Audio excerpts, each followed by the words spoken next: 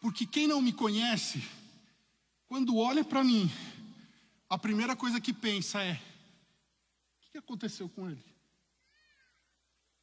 Ele nasceu desse jeito? Por que esse cara está nessa cadeira de rodas? E eu não nasci paraplégico. Também não nasci crente. Eu nasci normalmente. Tive um crescimento e um desenvolvimento físicos e intelectuais normais. Nasci dentro do catolicismo romano. Eu era batizado, eu recebi primeira Eucaristia, eu recebi crisma. Os meus pais eram ministros da Eucaristia na Igreja Católica. Os meus pais davam aula de preparação de batismo, preparação de crisma, preparação para noivos. Os meus pais faziam parte do grupo dos carismáticos, eu também. Naquela época, eu já era do Hammerfly. Eu já gostava do movimento. Mas não se engane, eu não era espiritual, eu era religioso. Porque na sexta-feira, eu estava na balada. No sábado, eu estava na balada. No domingo de manhã, eu estava na missa. E pecado para mim era faltar à missa. O Jesus que eu tinha não se importava com as coisas que eu fizesse durante a semana. O importante era estar na missa no domingo de manhã. E eu era o maior hipócrita. Porque eu virava para os meus amigos que iam para a balada comigo e falava para eles assim: vocês vão tudo para o inferno, e eu não, porque no domingo eu vou à missa. O hipócrita. Mal sabia eu que eu era o primeiro da fila. No ano de 2001, minha vida mudou. Eu tinha 21 anos de idade. Você está fazendo as contas aí, né? 21... Então, 2021, no ano de 2001, eu tenho hoje, para honra e glória do nome do Senhor, 44 anos. 2001, resolvemos fazer uma viagem. Eu, meu irmão, pastor Eduardo Medeiros, um primo e 2 amigos. Vamos viajar? Vamos. Para onde? Porto Seguro, na Bahia. Naquela época, meus irmãos, Porto Seguro era o lugar para ir. E começou toda uma preparação. E a minha viagem estava marcada para o dia 27 de outubro de 2001. Guarde essa data. Um dia, eu fui olhar no calendário e vi que no dia do meu aniversário, dia 30 de outubro, eu estaria em Porto Seguro. E aí eu virei para mim, pastor, e falei assim: vai ser o melhor aniversário da minha vida. Nunca na minha vida eu vou me esquecer desse dia. Passaram-se os meses, chegou o mês de outubro, a primeira semana, a segunda, a terceira, a quarta semana. Semana da minha viagem. Quinta-feira, 25 de outubro, trabalhei o dia inteiro, à noite fui para a academia. Por quê? Você vai para Porto Seguro, filho, tem que pôr o shape. Vaidade de vaidade, de vaidades. Diz o pregador, tudo é vaidade. Estou em casa jantando, um primo chegou em casa com a sua esposa com crise de enxaqueca. A coitadinha não conseguia nem andar direito. Falou assim: me dá uma carona, tá em casa? Falei, vamos lá. Bairro residencial, ele morava perto de casa, alguns quarteirões. Eu só peguei a chave do carro, não peguei carteira, não peguei celular, não peguei nada. Entrei no carro, liguei o carro. Eu entrei, eles entraram. Quando eu fui sair com o carro, chegaram 3 motos, 6 homens armados. Desceram e anunciaram aquilo que para mim era um assalto. E aí eu pensei assim, vou levar o carro.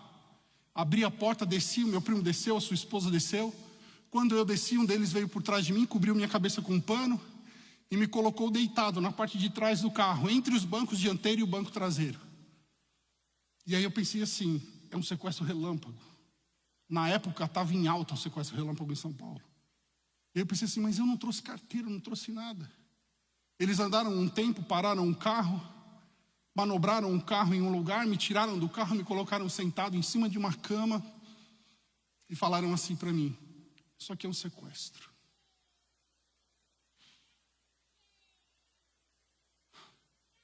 E eu confesso para você que eu não acreditava. Filho de pobre, meu pai era taxista, minha mãe dona de casa, e eu estava agora sequestrado dentro de um cativeiro. Quando foi na madrugada do dia 27 de outubro, dia da minha viagem para Porto Seguro, os sequestradores resolveram me executar. Eles me tiraram do cativeiro, me colocaram em outro carro, andaram um tempo comigo, pararam o carro, mandaram que eu descesse e eu desci. E eu ficava o tempo todo com uma touca de lã cobrindo o rosto inteiro. Só que a touca de lã, quando você estica, os fios abrem e eu vi os vultos. E aí quando eu desci do carro, eu vi que um dos sequestradores apontou a pistola para o chão e deu um tiro para o chão. Eu não sei por que ele fez isso.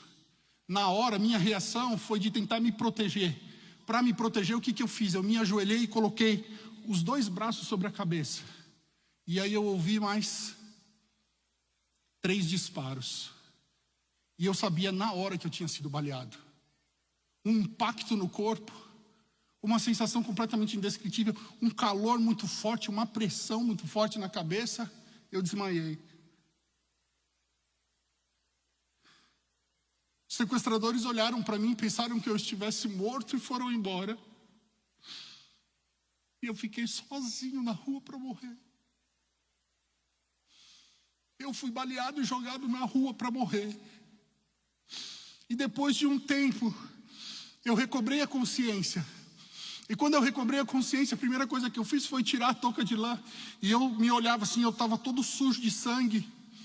Eu já não conseguia mais ficar em pé. E aí, passou um filme diante dos meus olhos. Porque todo mundo fala pra gente que quando a gente encara a morte, a nossa vida passa diante dos nossos olhos.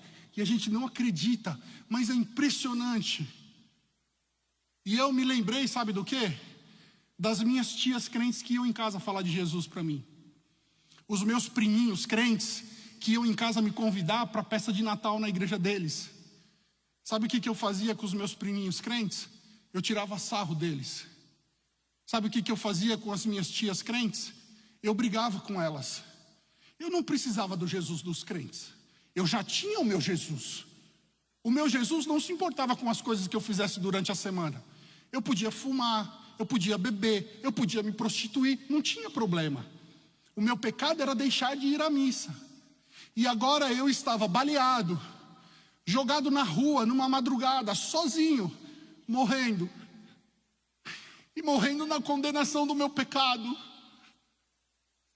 E não tinha nada que eu pudesse fazer para salvar a minha vida. E aí eu me lembrei de Jesus. Só que eu me lembrei do Jesus das minhas tias. Eu me lembrei do Jesus dos meus priminhos.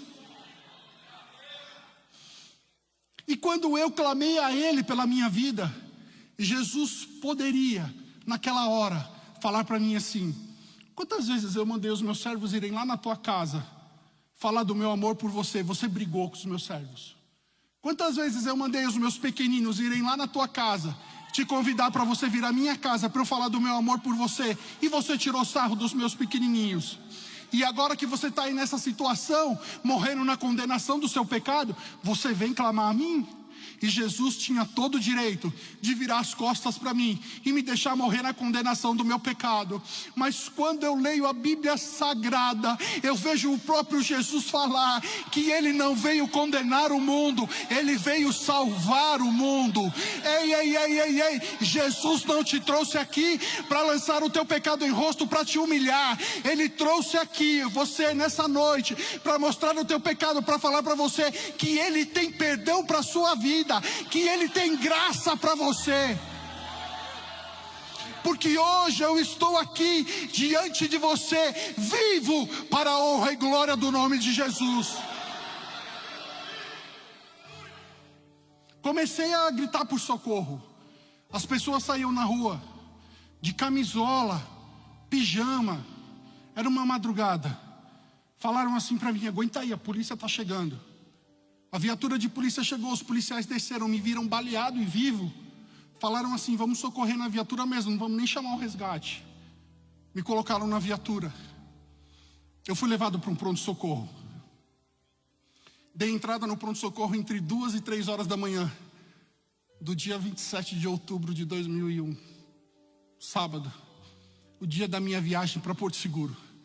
que eu tinha planejado com tanto cuidado. A minha família ficou sabendo que eu estava baleado no pronto-socorro. Foi todo mundo para lá. E aí, quando eles chegaram no pronto-socorro, o médico responsável por mim não queria assinar minha transferência, porque a minha família falou assim: vamos tirar o Anderson daqui, vamos levar o Anderson para um hospital particular, onde ele vai ter mais recursos. O médico não queria assinar minha transferência. A minha tia, uma tia minha então, ligou para um médico amigo. Esse médico foi para lá e entrou para conversar com o médico que era responsável por mim. Minha tia entrou com ele.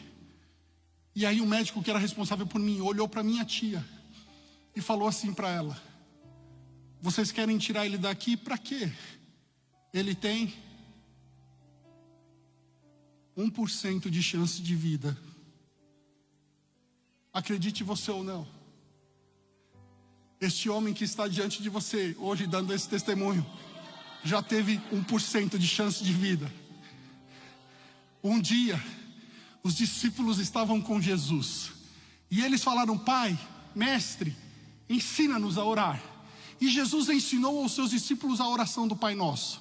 E no final da oração do Pai Nosso, Jesus faz uma doxologia, Jesus faz um hino de adoração, porque Jesus diz assim: ó, teu é o reino, teu é o poder, e tua é a glória.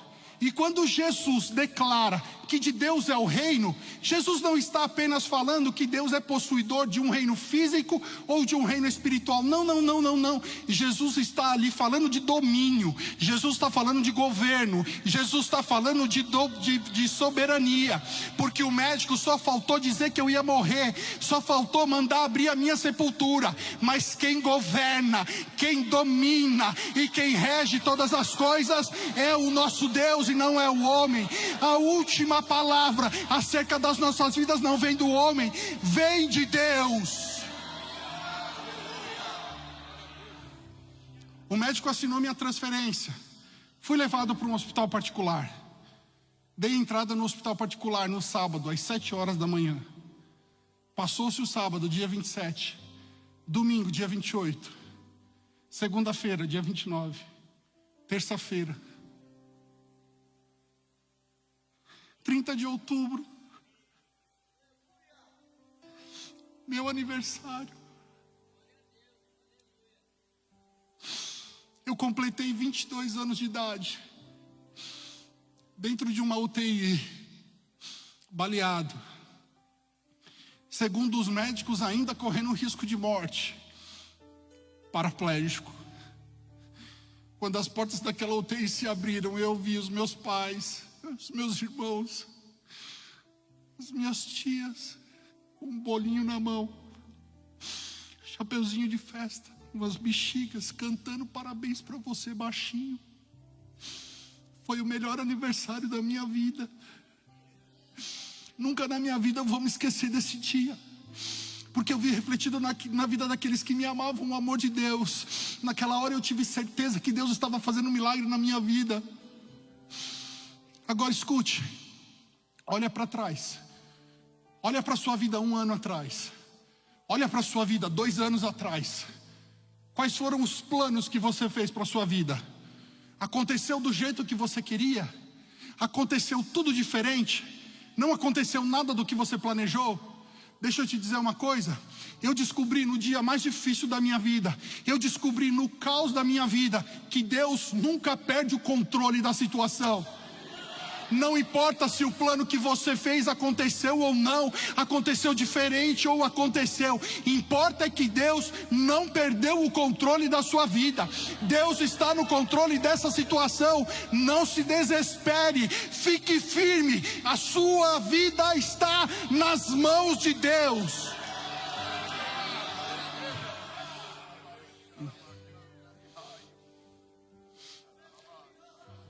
Eu falei para vocês que eu fui baleado, eu estava ajoelhado. O sequestrador a 1 metro de mim apontou a pistola na minha cabeça e deu 2 tiros. Eu tenho as 2 cicatrizes no braço direito. Nenhum tiro pegou na minha cabeça. Já viu bala de revólver fazer curva? O nosso Deus faz bala de revólver fazer curva. O tiro que me deixou paraplégico entrou na minha escápula esquerda, pegou medula, coluna, pulmão direito, costela. Esse projétil está aqui até hoje. Eu vou falar uns nomes difíceis daqui. Depois, se vocês quiserem, o doutor Adriano explica para vocês. Só para vocês entenderem as complicações que eu tive no pulmão. Eu tive hemopneumotórax, derrame pleural, edema pulmonar. No hospital eu contraí pneumonia. E tem um agravante, eu era fumante.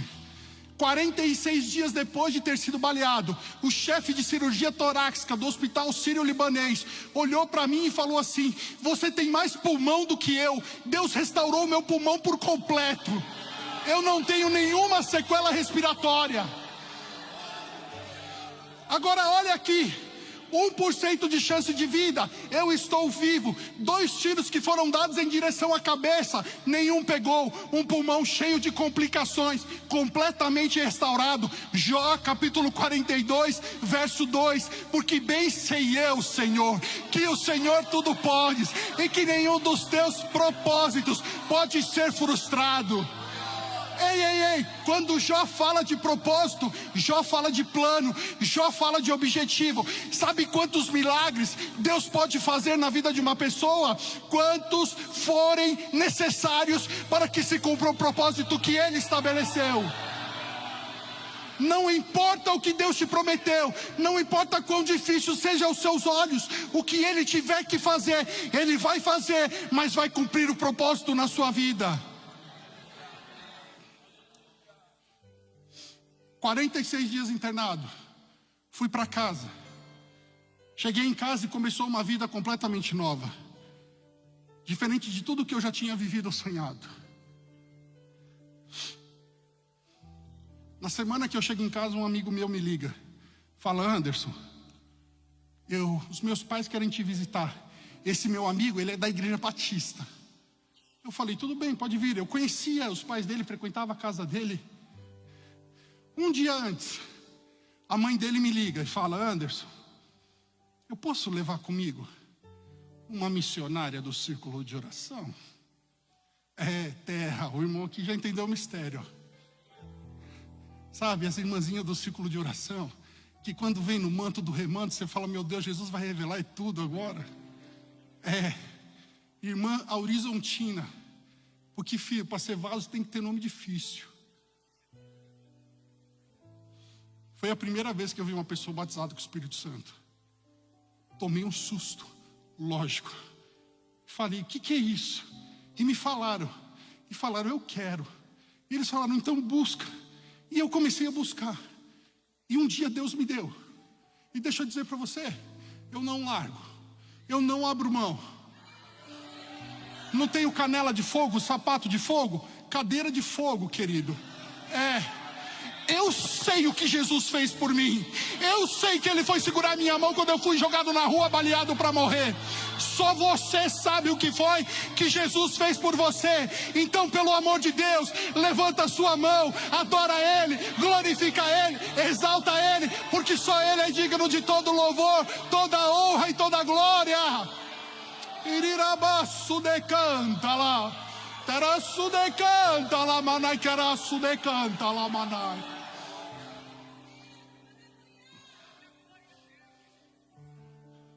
Um dia, no quarto da minha casa, a irmã Auri fez o apelo. Eu e minha mãe levantamos as nossas mãos e aceitamos Jesus. Jesus tirou um fardo das minhas costas. Jesus tirou um peso das minhas costas. Jesus tirou de sobre mim uma culpa que eu não conseguia carregar. Foi o melhor dia da minha vida. Eu fui alcançado pela graça.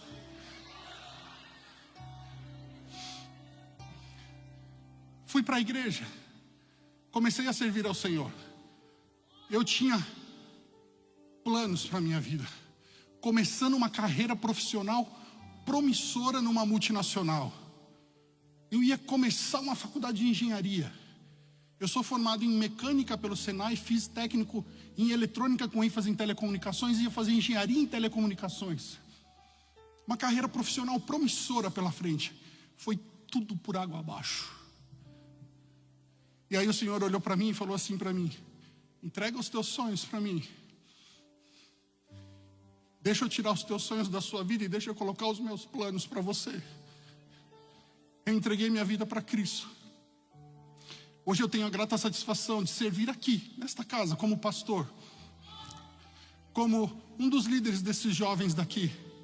Sou também pregador. Faço parte de vez em quando da equipe da recepção. Quando o Joel me aceita, eu faço parte. Sou secretário da Regional Central. Em cima de uma cadeira de rodas depois, quando Jesus colocou os sonhos dele na minha vida, eu falei, Jesus, eu quero fazer uma faculdade. Jesus falou, vai. E aí eu fui fazer a engenharia. Não, eu fui fazer letras. Porque eu sempre quis fazer letras. Mal sabia eu que Deus tinha um plano nisso, porque eu sempre gostei muito de literatura. Fiz uma faculdade de letras, na PUC de São Paulo. Não satisfeito, fiz um mestrado em letras, também na PUC de São Paulo. Virei para Jesus e falei, Jesus, eu quero fazer teologia. E fiz bacharel em teologia, no Mackenzie de São Paulo. E agora acabei de terminar uma especialização em teologia sistemática, pelo seminário Jonathan Edwards. Olhe para mim, pelo amor de Deus, olhe para mim.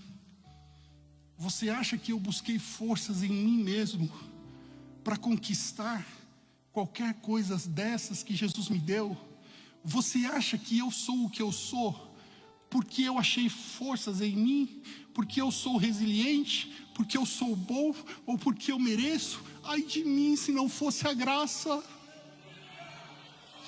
Ai de mim se não fosse o Senhor Jesus. Se não fosse a graça, se não fosse Jesus na minha vida, eu não teria passado de um cadáver jogado numa rua, numa madrugada de São Paulo. Por isso eu posso dizer para você como Paulo disse, pela graça de Deus eu sou o que sou. Quando eu chego nos lugares, a primeira coisa que as pessoas veem em mim é a minha deficiência. Mas a minha deficiência não vem mostrar aquilo que eu não posso fazer. A minha deficiência vem mostrar aquilo que a graça de Deus pode fazer na vida de uma pessoa. Agora deixa eu te dizer uma coisa, e daqui a pouco eu termino. O pastor Jefferson vai puxar meu paletó. Se Deus pega um cara como eu, com essa deficiência severa, cheio de limitações, e faz o que ele faz, o que é que ele não pode fazer com você? Ouça, eu fui alcançado pela graça. Eu tive um encontro com Jesus no dia mais difícil da minha vida, na situação mais difícil da minha vida. Você não precisa passar pelo que eu passei para ter um encontro com a graça está aqui. Você não precisa passar pelo que eu passei para ter um encontro com Jesus. Jesus está aqui.